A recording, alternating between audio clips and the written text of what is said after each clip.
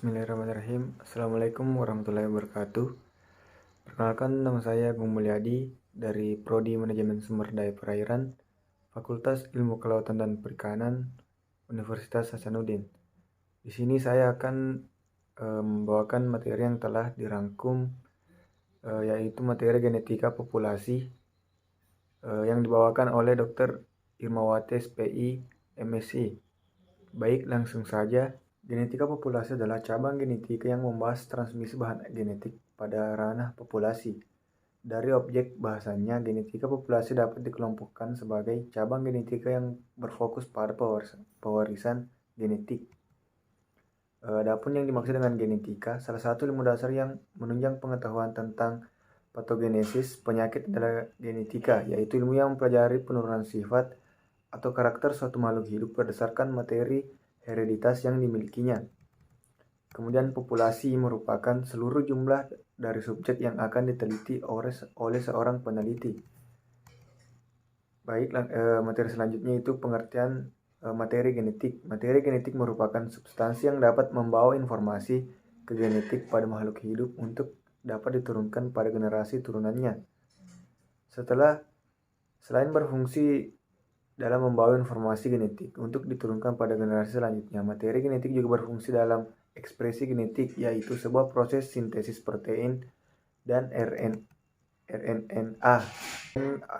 kromosom. Kromosom tersusun atas protein serta nukleat. Terdapat dua jenis asam nukleat, yaitu DNA dan RNA. Asam nukleat yang digunakan dalam kromosom adalah DNA dan DNA. DNA merupakan akronim dari deoksiribonukleik acid yang berarti asam nukleat dengan gula ribosa yang kehilangan satu atom oksigen. Di sisi lain, RNA merupakan akronim dari ribonukleik acid yang berarti asam nukleat dengan gula ribosa. Selain DNA dan RNA, komponen penting kromosom lainnya adalah protein. Protein yang menyusun kromosom adalah protein histon. Histon berfungsi dalam menjadikan DNA yang sangat panjang dalam sel dapat digulung menjadi kompak dan kecil sehingga muat masuk ke dalam sel. Jenis kromosom dalam setiap makhluk hidup meliputi kromosom tubuh, autosom, dan kromosom kelamin atau gonosom. Gonosom tubuh berperan mewariskan sifat-sifat yang berkaitan dengan keseluruhan komponen di dalam tubuh makhluk hidup. Kromosom tubuh meliputi 22 pasang atau berjumlah 44 buah. Kromosom tubuh terletak pada sel tubuh dan memiliki struktur berpasang-pasangan. Kromosom tubuh sering disebut kromosom diploid. Selanjutnya, kromosom kelamin berperan dalam menentukan jenis kelamin suatu makhluk hidup. Kromosom kelamin hanya berjumlah sepasang atau 2 buah. Kromosom X dan Y menunjukkan jenis kelamin laki-laki, sedangkan simbol XX menunjukkan kromosom kelamin perempuan. Kromosom kelamin hanya dapat ditemukan pada sel kelamin. Keberadaan kromosom kelamin tidak berpasangan atau disebut kromosom haploid. Selanjutnya adalah gen. Gen merupakan unit pewarisan sifat terkecil yang dapat diturunkan kepada keturunannya. Definisi gen selalu berubah, tetapi saat ini yang disepakati adalah gen adalah bagian dari sekuens DNA yang mengkodekan RNA atau protein. Ekspresi gen pada suatu organisme akan berbeda dengan organisme lainnya. Bahkan ekspresi suatu organisme sejenis akan memiliki ekspresi gen yang berbeda tak kalah berada dalam kondisi atau keadaan lingkungan yang berbeda. Gen tersusun oleh DNA yang nantinya akan diekspresikan menjadi RNA. Contohnya bisa mRNA, tRNA, rRNA, dan yang lainnya. Untuk mRNA, molekul ini akan ditranslasi menjadi protein oleh ribosom. Secara keseluruhan, proses ini yang disebut sebagai ekspresi gen. Baik, materi selanjutnya adalah transkripsi. Proses transkripsi berlangsung dalam inti sel, mitokondria, dan plastida.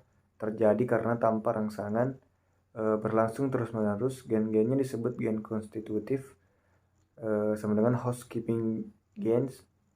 Kemudian yang memerlukan rangsangan gen yang hanya diproduksi sewaktu-waktu atau gen regulatorik untuk mengatur mekanisme khusus rangsangan mengaktifkan promoter. Kemudian tahap transkripsi. Yang pertama inisiasi, yang kedua elongasi, dan yang ketiga terminasi. Kemudian produk transkripsi yaitu mRNA atau messenger RNA berisi kodon-kodon asam amino yang akan dirangkai. Kemudian tRNA atau transfer RNA berbentuk seperti daun semanggi mempunyai bagian yang disebut antikodon yang berpasangan dengan kodon asam amino yang bertugas membawa A yang akan dirangkai. Kemudian rRNA atau ribosomal RNA yaitu adalah komponen ribosom. Kemudian translasi, proses penerjemahan kodon atau 3 nukleotida berurutan yang menyandi satu asam amino yang ada pada molekul mRNA menjadi rangkaian asam-asam amino yang menyusun suatu polipeptida atau protein. Kemudian menjadi kodon pada mRNA berpasangan dengan antikodon pada tRNA terdiri dari inisiasi, elongasi, terminasi. Organisasi yang terlibat yaitu ribosom, amino asid tRNA.